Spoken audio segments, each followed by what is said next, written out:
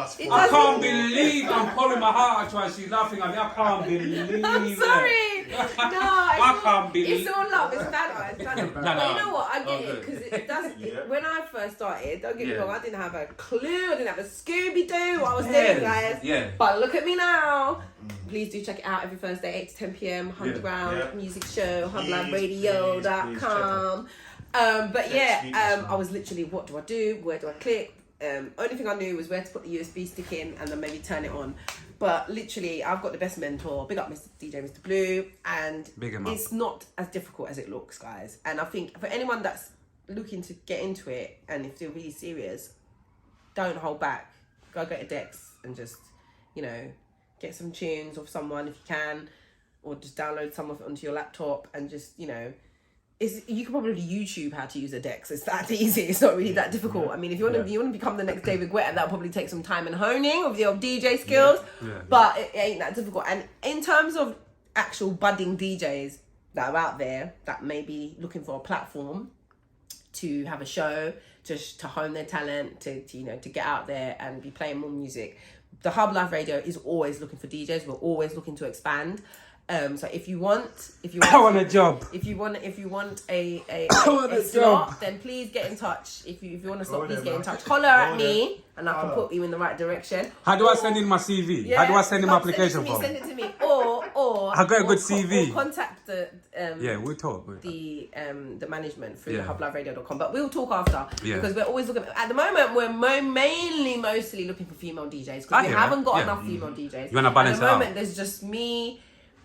Big up Figs, Nev G, big up Nev G, and I want to say Empress Dems. I think it's just us four at the moment. I don't think there's anyone else. If I have forgotten anyone, I do apologise, but I'm pretty sure it's just us four females in the moment in a big old collective full of man. You get me? So we need to get some females. So if there's any female DJs out there and you're looking to come and hone your talent and you need a platform and you need a slot, come. We're always looking for people, so come get involved, man. And literally we're all a big family. We all have so much love and support for each other, and we'll all be there to help you. And we're always looking for people. So come join us, man. It's something secretly that I've always wanted to do. I just never told anyone. It's just one of those things, innit? I think sometimes you've got to keep certain things close to your chest, innit? Certain cards close to your chest. You don't need to really be telling everyone what you're thinking of doing. But I think the reason why I never did it or never thought about going into it is because I've always got that little voice in the back of my head saying, oh, you might not be good enough, what if it's too difficult, what if. So I just never done it, and I'll be looking at these female DJs that are friends of mine that I've got into it, and I'm like, miss, I could do that, you know. And I'm thinking, why don't I?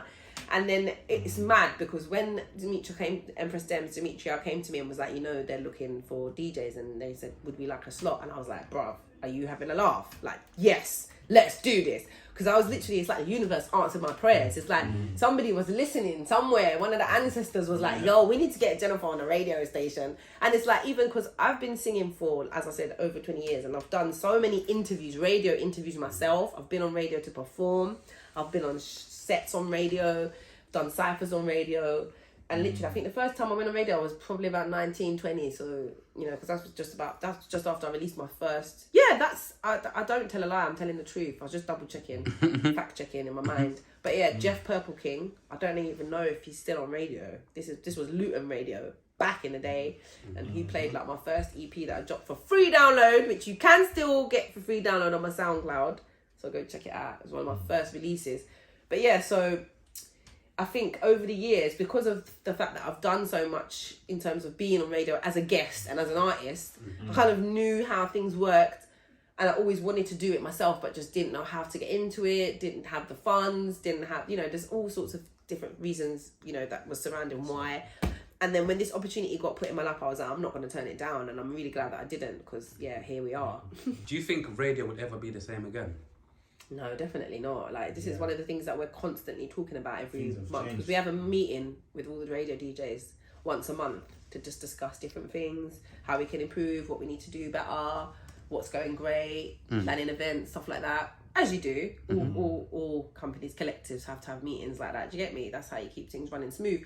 But even that is one of the main topics and things that we discuss on a regular, how, you know, times are changing and how the digital age has changed everything, and how, because even the other day, my mentor, DJ Mr. Blue, was saying to me, he was giving me just some advice and tips, And like, you know, one thing I always say to artists as well is you got to be able to take the rough with the smooth, and you got to be able to take good criticism with bad criticism. Because if someone's giving you bad criticism, it doesn't necessarily mean that they think you're bad.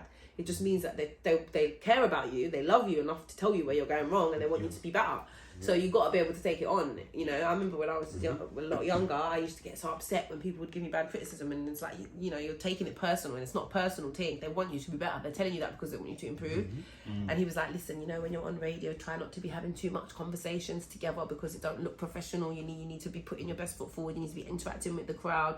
You know, if you're having a joke, you need to make sure you're interacting, making sure that the listeners feel like they're involved in the joke. Otherwise, they're going to be seeing you laughing and I think it was funny. Do you know what I mean? Which makes a lot of sense. So, I mean, that's why I would say no. It's never going to be the same again, because back in the day, when you thought of radio, you just thought of this little box with an aerial, and you turn it on, plug your earphones in if you want to listen to it with an earphone, or you just listen to it through the speakers, and that was it. There was no visuals. You couldn't. You had to imagine what was going on in the studio. Like, I'm from the days of Deja Vu when people were recording the show on tape.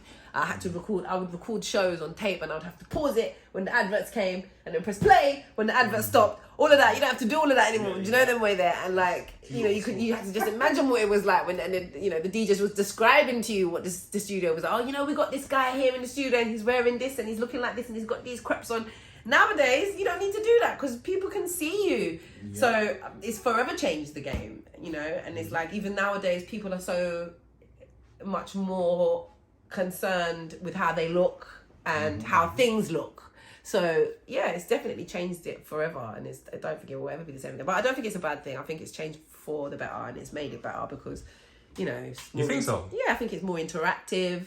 Yeah. Just like anything, I think that's how the podcast was born. Do you know what I mean? Because technically, a podcast is just a radio show that you can see. Because back in the day, you listened to people on radio talking. Yeah. You've got like the politics show on BBC Radio 1 or something where they talk about politics. My dad used to love that. Or that LBC Radio, all they like to talk about on LBC Radio is politics. Politics, I used to hate it. I'm not really a politic geek, but my dad was. And so, yeah, he'd have that radio station on all day. Drive time, you know, then one's on the way home from work. But yeah, that's basically what it was. But now the only difference is now you're listening to people and talk about stuff, but you can see them. Yeah, that's the only difference. And you know, that could never be a bad thing, because it's just, you know, it's beneficial to the viewer and the listener, because now they can see as well as hear what's going on. And even now it's opened more doors in terms of like bringing people on to the show, you know. So I just think, yeah, it's definitely a positive. And rather, who was the last person to really, really make you upset, and are you still pissed off with them? You mentioned this one before. Sometimes good to ask people certain questions.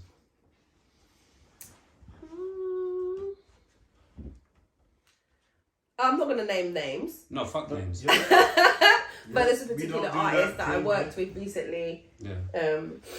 And I've heard a few things about them through the circuit, through the scene. So I'm not the only one that's had run-ins like this with them. And I wasn't angry. Because did you say was I upset? Did you ask who upset me? You said who upset me. Yeah, it could be all of that. Either pissed you off, I wasn't. either made you angry. Actually, let me take that back. That's a lie. I was a mixture of emotions. Let me tell you, because of what happened and how the scenario sort of played out. And I think the reason for that is because it was so unexpected, and unneeded and unnecessary and untrue. Let's make that point.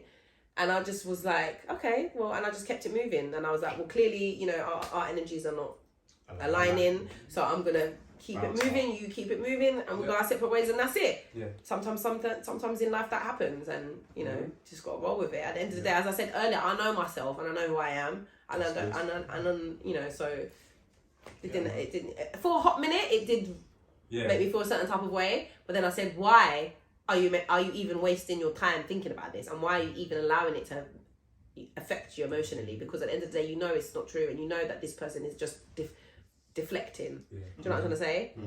So it's more about them than me. Do you know what I'm trying to say? So I get you. I get you. Yeah. For the I'm a Piano album, I still haven't even decided on a name. There's so many things that I'm still working on. But like, we've decided on 10 tracks in total. I was supposed to be releasing a track each every 2 weeks, but we figured that was a bit too difficult. And this, my man's in Thailand now, like living his best life, so I have to wait for him to get back. Has he moved? Oh, he's down on holiday, yeah, he's coming back. He's coming back. Cool. But basically, yeah, it's going to be 10 tracks, and so the last 2 I released last month. So the next one I'm hoping to release this month, probably towards the end of this month, and then maybe one track every month, hopefully, if I can keep up with that time frame. But I think that's enough time to get the tracks done, because there's 2 tracks that I've sort of semi-finished. One's written and one's recorded. I've done a rough vocal for it. Just need to go into the studio, get the vocals perfected, and then he just needs to mix and master it, and then that probably will be April's release. That one's called Sometimes, so look out for it. Sometimes. And then I'm working on another one which is called Deeper, and I've written a song. I'm just still working on melodies and stuff. So yeah, I mean, it's in the works, guys. So yeah, just keep a lookout for it. Yeah, but do you have like any dates or no at the moment? Apart from the end of April, I'm looking to drop it probably last week of April. Yeah. Probably like May bank holiday time. Yeah. And who would you like to collaborate with in the music industry, man? Like say certain name, man. Anyone from the underground, someone who's popping, some name to just put out there. Dennis Ferrer. If you're watching this and Yeah. you need a house vocalist, you want to make another banger like Heard You Say, holler me. Mm-hmm. Yeah, man like him.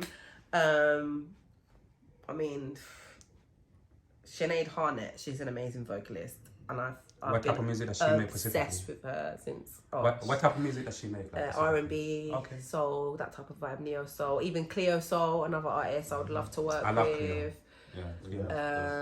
There's a new band that I just recently have been listening to, Jungle. I don't know if you heard of them. They made that tune Casio. Yeah. They're amazing. Literally every single one of them can sing. I just love it. And then they have a band, so like there's like the lead vocalist, and then they've got like drummer, lead guitarist, bass guitarist, 3 backing singers, but everyone's singing, and it's like, oh, it's just so good. Just go check them out. Their latest single, I think, is called Route 64. Oh, it's a banger. Love it. But yeah, those types of people, I'd love to work with them. Yeah. Oh, good.